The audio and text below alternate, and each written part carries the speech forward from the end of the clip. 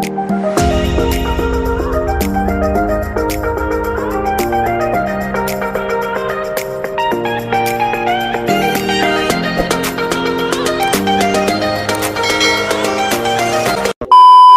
guys, this is Teacher Jelly and welcome back to my channel or welcome to my channel if you are still new. So, for today's video, matututunan nyo kung paano mag-add at mag-subtract ng fractions. So, if you are ready and if you want to know more, then let's get started. Una muna ay syempre i-share screen muna natin para makita nyo kung paano natin i-compute yung ating fractions. So, ang unahin natin ay ang addition of fractions. Addition of fractions. Okay.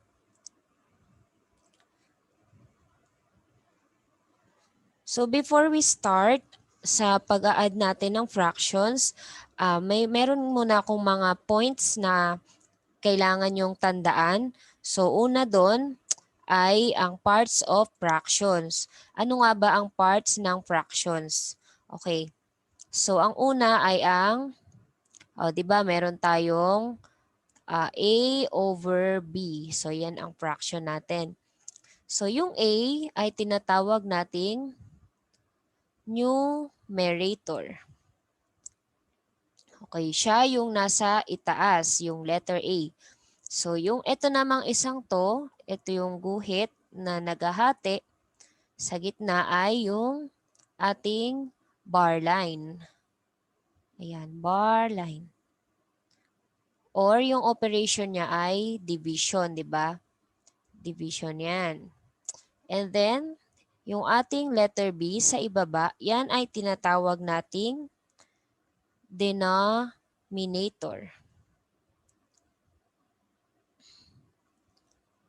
Okay. So ngayon ay mag-a-add tayo ng fractions. Okay. Number 1 example. Let's take 1/2 plus 1/2. Okay, so paano natin i-add yung 1/2 plus 1/2? Ang gagawin natin, i-add lang natin ang ating numerators. So, ano ba yung ating numerators? Yun ay ang 1 at itong another 1. Okay, 1 plus 1 equals 2.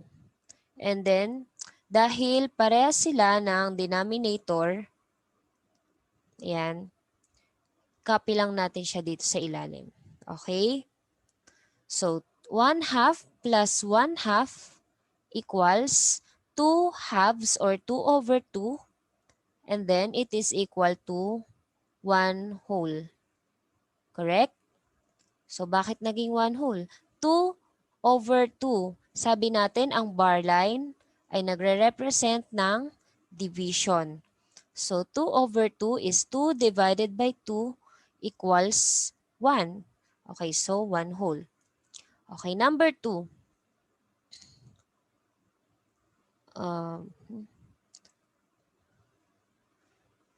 Number 2. Okay. Let's take 1/3 plus 2/3. Okay.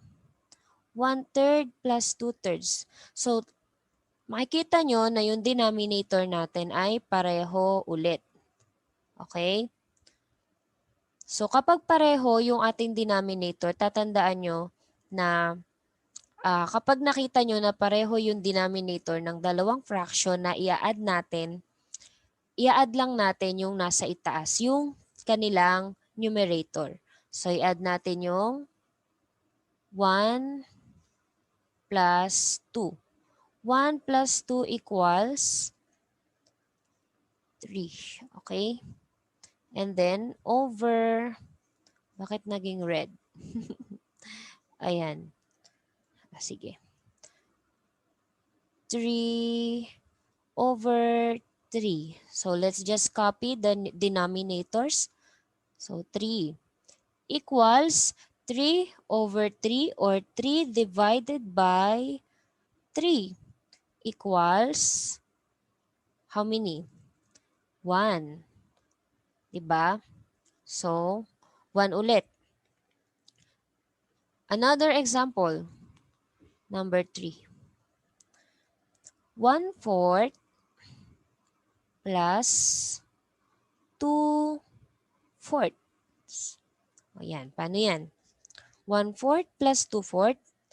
Okay, so kakopy lang ulit natin yung nasa ilalim, yung kanyang denominator. Dahil pareha sila, di ba? And then, 1 plus 2, let's just add 1 plus 2 equals 3.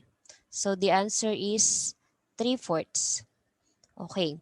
So, ganyan mag-add ng fractions kapag similar ang kanilang denominators.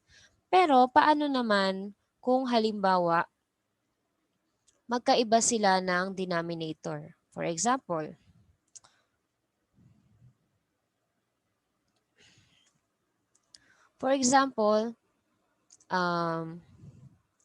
1/2 plus 1/3. Okay. So, pag ganyan yung case, pwede pa ba nating gawin na direct addition lang? Like, 1/2 plus 1/3 is 2 over 6? I know, 2 over 5. So, that's wrong. That's wrong. Okay. So, hindi ganyan. Okay? So, paano tayo mag-a-add ng fractions na may unlike na dissimilar fractions or ayun nga, yung magkaiba sila ng denominator.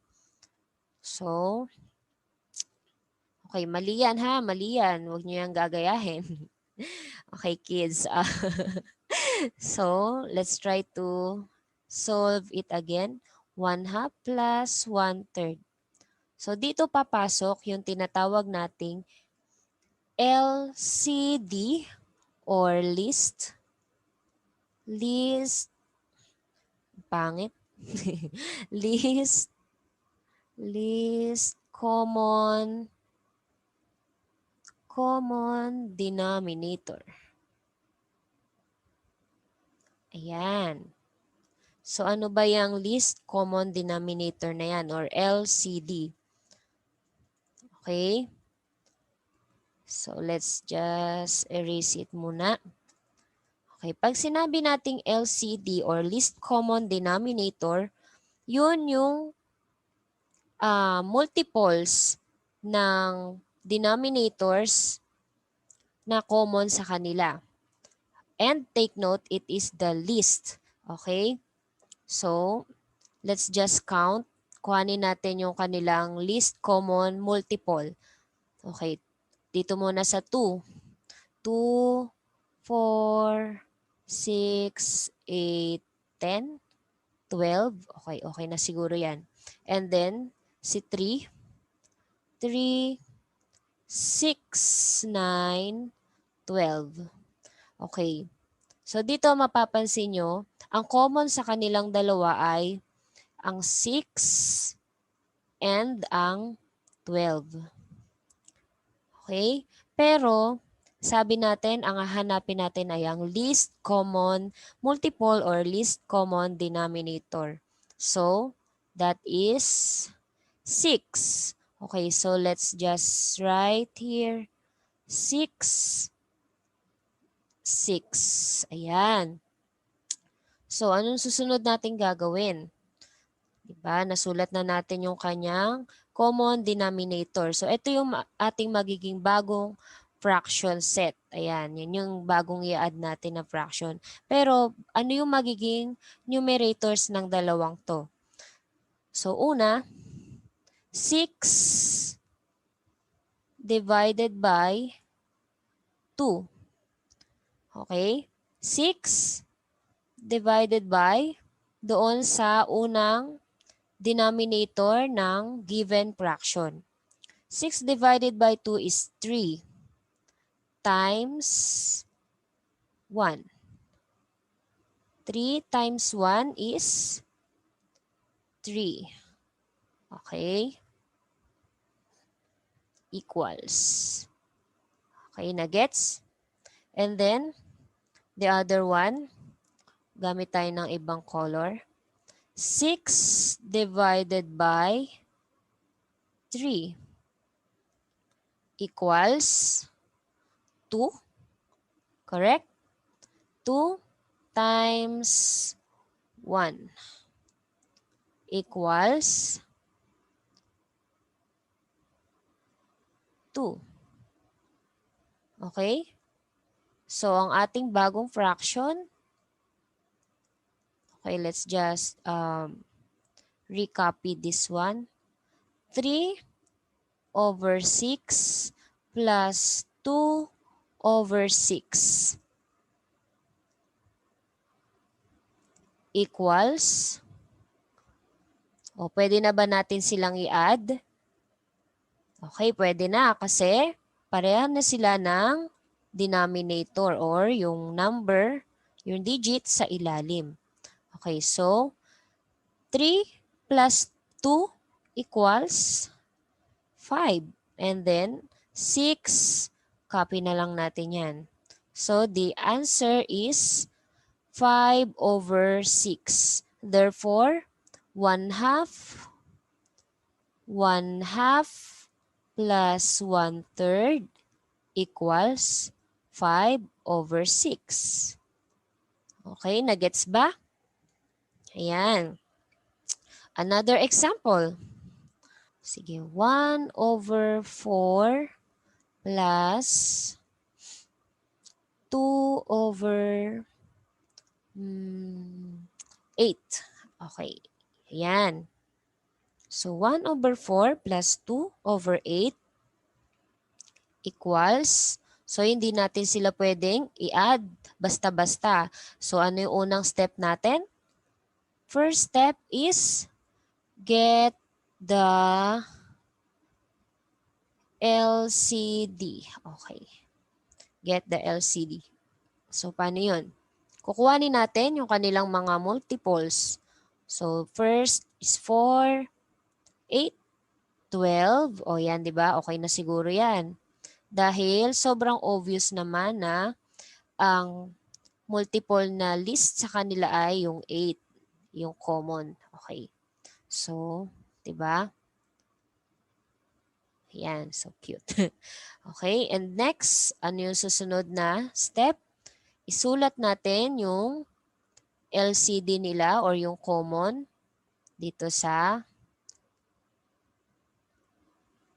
yan. And then, ano yung susunod na step? So, i-equate natin 8 divided by 4 equals 2.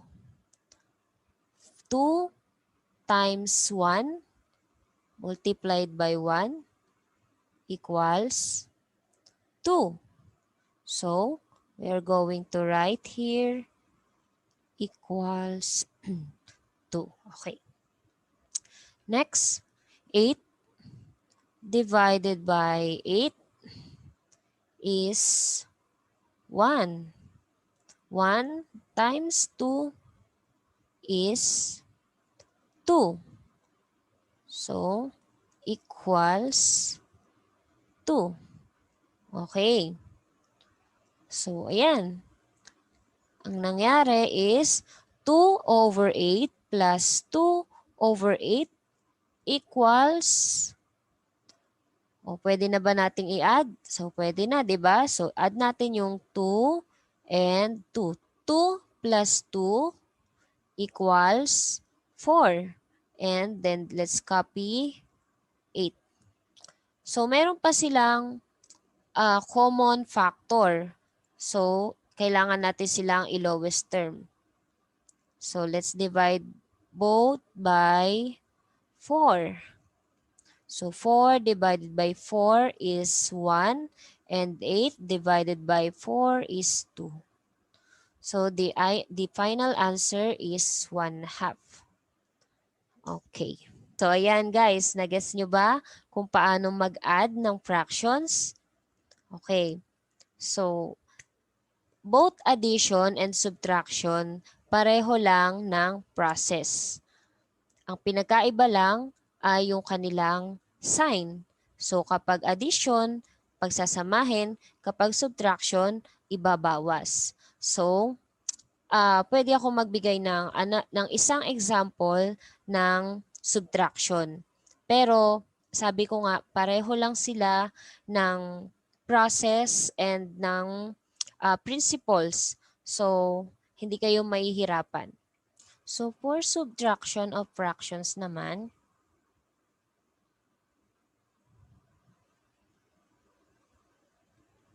okay, subtraction of fractions. Yan. So sabi ko nga kanina, pareho lang siya ng process at principle ng addition of fractions. So ang pinagkaiba lang nila ay yung sign nila. Okay, so magbigay ako ng siguro mga dalawang examples.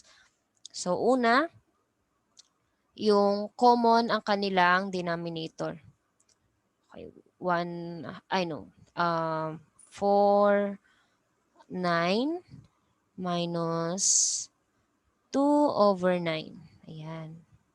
So, 4/9 minus 2/9. O, diba? Pareho sila ng denominator na 9. So, ang gagawin lang natin ay isusubtract natin yung kanilang numerators. So, yung 4 and 2. 4 minus 2 is 2 all over 9. Yan. So, di ba parang iniba nyo lang yung sign niya. And then, paano naman kapag hindi sila parehas ng denominator? Like 4/6 minus 1/2. Ayan. 4/6 minus 1/2. So, pag ganyan, ang gagawin natin, kukuhanin muna natin yung kanyang LCD or least common denominator. So, paano natin ulit kukuhanin yon? Let's just count. So, I think unahin muna natin yung 2. 2, 4, 6, di ba? And then, the other denominator is 6. 6, 12, pero syempre, given na 6 yung kanilang common. Okay, yan. Ganyan lang siya kadali, guys. So, sulat natin dito yung 6. Yan ang magiging bagong denominator. And then 6 divided by 6 is, syempre, 1. 1 times 4 is 4 equals 4. Okay? Nagets? And then another 1. 6 divided by 2 is 3. 3 times 1 is 3. So, it is equals 3. Ayan. Diba? Parehas na sila ngayon ng denominator. Pwede na ba natin silang i-subtract? So, pwede na, di ba? So, 4 minus 3 equals 1. And then, let's just copy the denominator, 6. Okay? So, this is the final answer. Okay, di ba guys, madali lang ang addition and subtraction of fractions. So I hope na nakatulong sa inyo tong video na to. At kung gusto nyo pa ng maraming videos and tutorials, just comment down below. At para matulungan ko kayo guys sa inyong pagsasagot ng mga modules, di ba? So, yun lang guys. Thank you for watching. Bye!